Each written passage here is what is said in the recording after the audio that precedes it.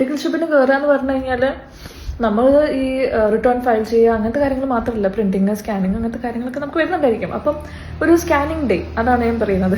എനിക്ക് സ്കാൻ ചെയ്യാനുള്ള പരിപാടിയോ ഒന്നും അറിയില്ലായിരുന്നു. ഓക്കെ, അപ്പം അവിടെ ഒരു ക്ലയൻറ്റ് വന്നു, എന്നിട്ട് പറഞ്ഞു എനിക്ക് സ്കാൻ കോപ്പി ഒന്ന് അയച്ചു തരണം എന്ന് പറഞ്ഞു.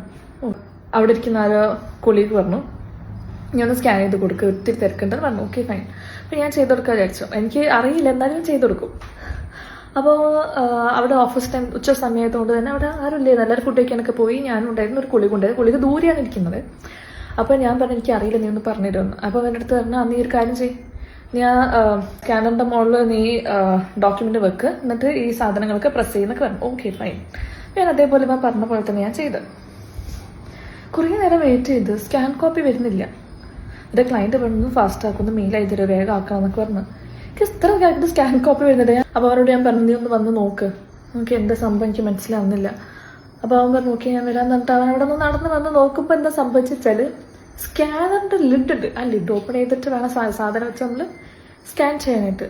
പക്ഷെ ഞാൻ എന്താ ചെയ്തെന്ന് വെച്ചാൽ ഇവൻ്റെ അടുത്ത് പറഞ്ഞെന്താ അതിൻ്റെ മുകളിൽ വെക്കുന്നത്, ഞാൻ ആ സ്കാനറിൻ്റെ ടോപ്പിൻ്റെ മുകളിൽ വെച്ച് ലിഡൊന്ന് ഓപ്പൺ ആക്കി.